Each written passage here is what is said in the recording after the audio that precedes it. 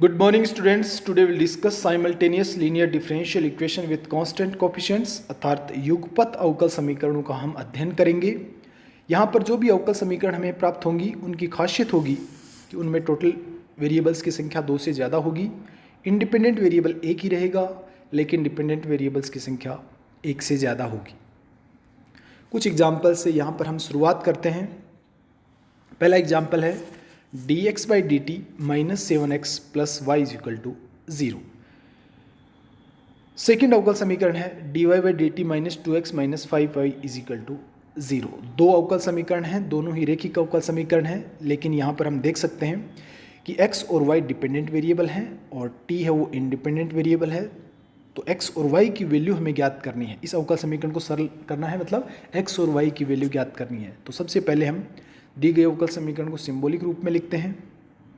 तो पहली अवकल समीकरण का सिंबॉलिक रूप होगा d minus 7x plus Y is equal to 0 और सेकेंड अवकल समीकरण का सिंबॉलिक रूप होगा minus 2x plus D minus 5y is equal to 0। यहाँ पर x और y की वैल्यू ज्ञात करने के लिए दोनों में से किसी एक वेरिएबल का हम विलोपन करते हैं, एलिमिनेट करते हैं समीकरण 1 और 2 में से।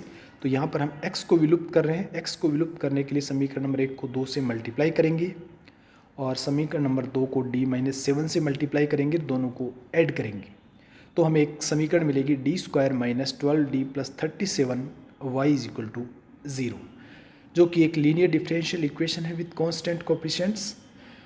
और इस टाइप के अवकल समीकरणों को हल करने का तरीका हम अपने पिछले वीडियोज़ में सीख चुके हैं। तो सबसे पहले इस अवकल समीकरण का सहायक समीकरण लिखेंगे जो होगा m square minus 12m plus 37 is equal to 0।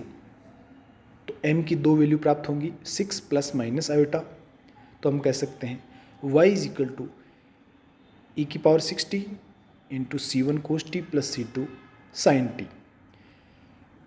इसको हम समीकरण नंबर 3 देते हैं और y का t के रिस्पेक्ट में डेरिवेटिव करेंगे तो dy बाई डी टी मिलेगा ई की power 60 into 6C1 plus C2 into cos T plus 6C2 minus C1 sine T.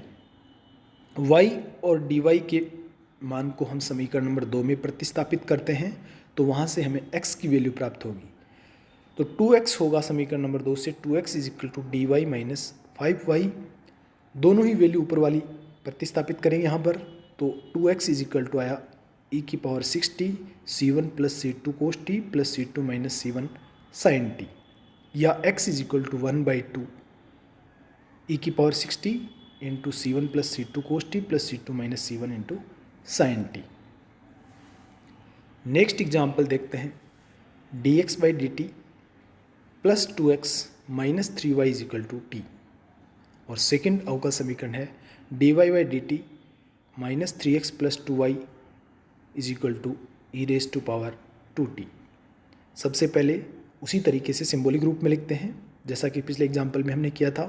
पहली अवकल समीकरण का सिंबॉलिक रूप होगा d plus 2 into X minus 3y is equal to T और सेकेंड अवकल समीकरण का सिंबॉलिक रूप होगा minus 3x plus D minus 2y is equal to E raise to power 2t। x और y में से किसी एक वेरिएबल का विलोपन करते हैं। तो सबसे पहले यहाँ पर हम y का विलोपन कर रहे हैं। y के विलोपन के लिए समीकरण नंबर 1 को d प्लस 2 से मल्टीप्लाई करना होगा और 2 को 3 से मल्टीप्लाई करना होगा और दोनों का ऐड करना होगा। तो यहाँ से हमें समीकरण मिलेगी d प्लस 2 का whole square minus 9x is equal to D plus 2 T plus 3 E की पावर 2t। थोड़ा और सरल करेंगे तो ये प्राप्त होगी D square plus 4d minus 5x is equal to 2t plus 1 plus 3 into E raise to power 2t, जो कि हम जानते हैं लीनियर डिफरेंशियल इक्वेशन है विथ कांस्टेंट कोएफिशिएंट। तो सबसे पहले इसका एक्सिलरी इक्वेशन ज्ञात करते हैं और एक्सिलरी इक्वेशन होगा m square plus 4m minus 5 is equal to 0। तो m की दो वैल्यू प्राप्त हुई 1 और माइनस 5। तो CF आया CF is equal to C1 into e की power t plus C2 into e की पावर माइनस 5t। PI ज्ञात करें तो PI होगा 1 plus 2 into t plus 3 into e की power 2t by d square plus 4d minus 5। तो यहाँ पर हम सबसे पहले 1 प्लस 2 इंटू टी के का पी आई ज्ञात करेंगे और फिर 3 इंटू ई की पावर 2t का पी आई ज्ञात करेंगे। तो सबसे पहले हम 1 + 2 इंटू टी का पी आई ज्ञात करें तो वो हमें मिलेगा, क्योंकि नीचे d² + 4d - 5 है, ऊपर 1 + 2 इंटू टी है। तो सबसे पहले हम नीचे वाले पद में से न्यूनतम लोवेस्ट डिग्री टर्म को बाहर निकालते हैं, तो -5 को बाहर लेंगे और बचे हुए पद को ऊपर ले जाएंगे। तो ये मिलेगा -1/5 इंटू 1 - d² + 4d/5 पूरे ब्रैकेट का inverse into 1 + 2 into T. Binomial पर में से हम इसका विस्तार करते हैं द्विपद पर में से, तो ये मिलेगा P I = -1/5 1 + d² + 4d/5 into 1 + 2 into T. 1 + 2 into T को ब्रैकेट के अंदर ले जाएंगे। d² है, इसका मतलब दो बार टी के रिस्पेक्ट में डेरिवेटिव करना है, और d है, इसका मतलब एक बार d के रिस्पेक्ट में डेरिवेटिव करना है। तो पी आई मिलेगा हमें -1/25 10t + 13। इसी तरीके से हम 3 इंटू e⁻²t का पी आई ज्ञात करेंगे, उसके कॉरस्पॉन्डिंग पी आई ज्ञात करेंगे। तो ये मिलेगा 3 इंटू e⁻²t/d² + 4d - 5। तो यहाँ पर हम देख सकते हैं कि ऊपर t का गुणांक 2 है, तो जहाँ जहाँ पर d दिखाई दे रहा है उसको हम 2 से रिप्लेस करेंगे। तो पी आई मिलेगा 3/7 into e⁻²t।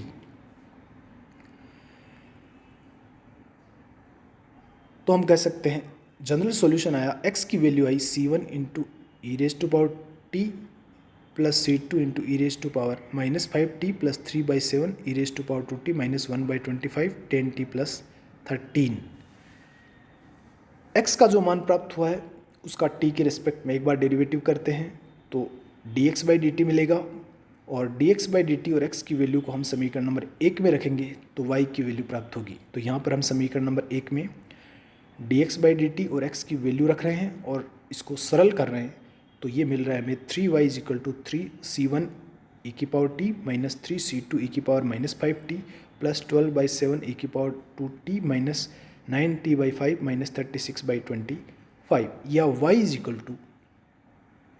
c1 into e⁻t - c2 into e⁻−5t + 4/7 e⁻2t - 3/7 t - 12/25। इसको हमने इक्वेशन नंबर 5 दिया है। तो हम कह सकते हैं समीकरण नंबर 4 जो कि x की वैल्यू देता है और समीकरण नंबर 5 जो कि y की वैल्यू देता है, ये दोनों ही समीकरण जनरल सॉल्यूशन हैं दी गई अवकल समीकरणों की।